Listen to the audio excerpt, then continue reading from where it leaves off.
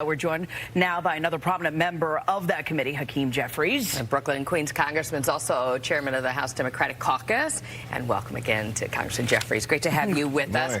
Have you had a chance to read the 448 pages? I haven't gotten through all 448 pages, but I'm working my way through. But I've read a lot of the material. Is there a sharp discrepancy from what we heard from the Attorney General yesterday, his version of it, versus what you know so far? Yes, it's unfortunate the Attorney General continues to embarrass himself as it relates to how he's conducting his public commentary. His role is to be the people's attorney, not Trump's publicist. And in several different areas, he's mischaracterized sort of the findings of Bob Mueller, most particularly in the area of obstruction of justice. All right, but let's talk about it. It is a tale of two reports because it depends on the optics. Republicans see it as complete vindication, and others, Democrats, say it's not. And when you have Lindsey Graham saying, let's investigate the investigation, what do you say to that? Well, that's unclear, but that's consistent with the narrative that the president has tried to articulate, which is unfortunate because every single individual connected to this investigation, as far as I can tell, at the highest level is a Republican. James Comey, who initiated it as FBI director, a Republican. Christopher Wray, the current FBI director, who continued it, a Republican. Rod Rosenstein, who presided over the investigation from the DOJ standpoint, a Republican. Bob Mueller, lifelong Republican. Who is Lindsey Graham going to investigate? The Republican Party? Have you spoken with the chairman, with Congressman Nadler? I have spoken with Chairman Nadler, and I think our pathway forward is threefold.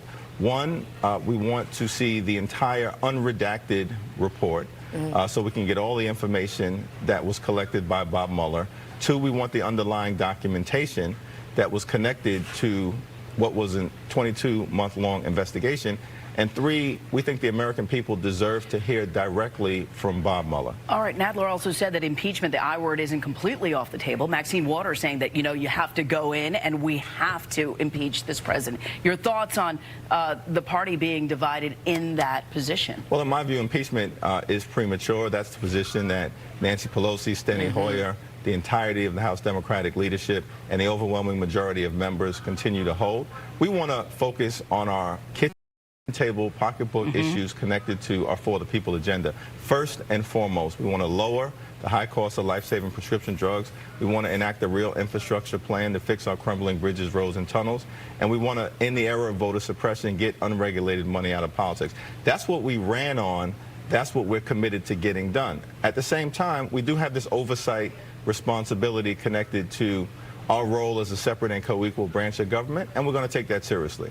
We have had some developments since the release of it, most notably Sarah Sanders, who has now said that it was a slip of the tongue when she told reporters that there were a significant, countless FBI agents that were in agreement with President Trump letting Comey go.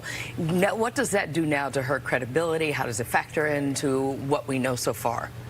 Well, what's going on at 1600 Pennsylvania Avenue seems to be one big dysfunctional family. And the other interesting thing as it relates to the report, though the president has chosen to criticize its contents, is he criticizing Corey Lewandowski, who cooperated with the investigators and whose information made its way into some of the concerns around obstruction of justice? Is he criticizing White House counsel Don McGahn, who provided a whole host of information that seems to suggest obstruction of justice? And so I think we need to take a step back and remove the partisanship and just look at the facts, and that's what we hope to do. But Kellyanne Conway called it, quote, a political proctology exam, and the president got a clean bill of health. There was no collusion. He is completely clear on the collusion charge. Where are we moving forward with this if this is just, if you're looking at the 2020 elections? Do you feel that there's a fatigue in America when it comes to the dysfunctionality of what's happening in Washington, D.C.? Can we move on from this, or is this going to be the sort of the talk for the next few cycles? Well, let's hope it's not the talk. I think there may be a fatigue in the outsized focus and coverage day after day after day of sort of the saga. Now, we as House Democrats, we've been very clear. We didn't run on impeachment. We didn't run on collusion. We didn't run on obstruction of justice. We ran on protecting people with pre-existing conditions. But the midterms also were a referendum on the dissatisfaction of what was going on in the White House and in the Congress, too, by putting so many Democrats in.